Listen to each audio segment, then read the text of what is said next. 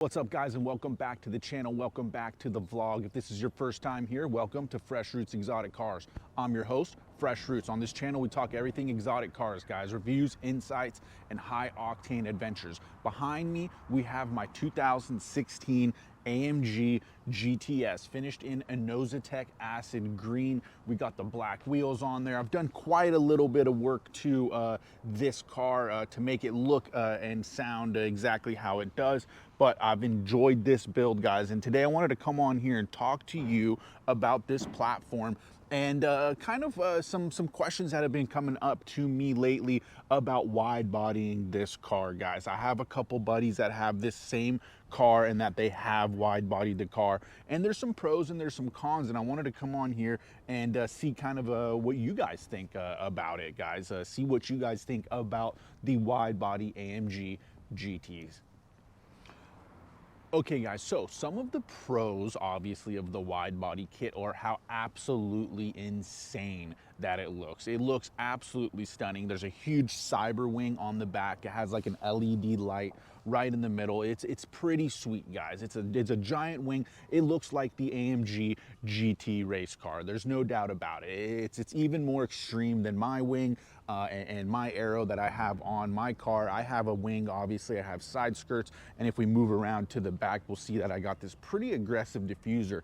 And frankly, guys, I absolutely love the look of my car. But when you see this car next to a wide body, it makes this car almost look skinny, right? So it kind of looks like this is the milded down version. But if you ask me, the reason I got this GTS is because I didn't like the aero on the GTR, frankly, or the GTR Pros, or even the Edition 1s. It wasn't aggressive enough. And I'm not even a big fan of the aero on the GT Black Series. I think the wing is cool, it's big, but I don't really like the double wing action thing that has going on. Even though I have a double wing, mine goes up and down. It's active right here. Not to say that the Black Series doesn't have like active aero. It does. It has like an active piece right here that's kind of cut out. But personally, from an aesthetic point of view, I'm not a big fan of how it looks, right? I kind of prefer my car over that. And the performance is a different game. I think those are pushing 720 horsepower. I'm tuned to 650. Eventually, the plan is actually to go over 700 horsepower with this car when I go stage 3, upgraded turbos and a meth kit on this car. We'll be pushing a little over 720 horsepower. That's the plan, guys. So, but that kind of does lead me into my next point. Okay, guys, so like I said, I have about 650 horsepower on stage 2 currently with this car right now. The plan is to go to about 720 horsepower. And I think that AMG chose that number for the Black Series for a couple of reasons, but the main reason is that's about what this car can put down. So I know some guys that have 1,000+ horsepower AMG GTSs, but the problem is you can't put that power down.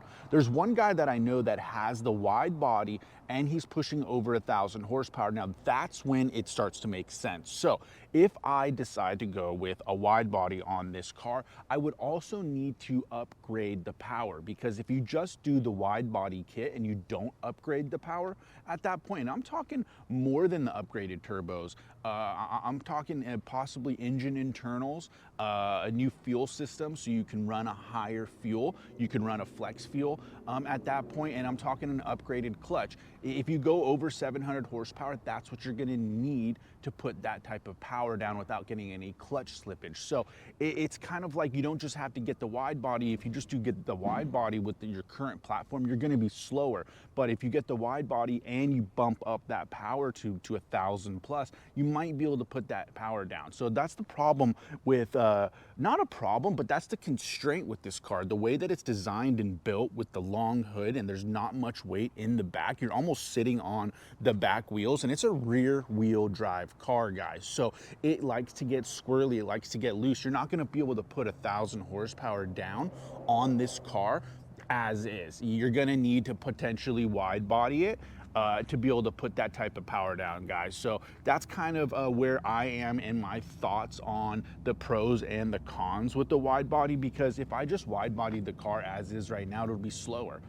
Also, everybody that I know personally that has wide bodied this car has ended up selling it, or they literally post it for sale right after wide bodying it. So I don't know what the deal is with that. It's kind of, I don't want to say it's strange, but it's a fact. Literally, the 3 guys that I know that wide bodied their car, they literally posted the car for sale moments after. Currently, there's 2 pals that I have that are currently selling their wide body AMGs, and they both want 130 grand.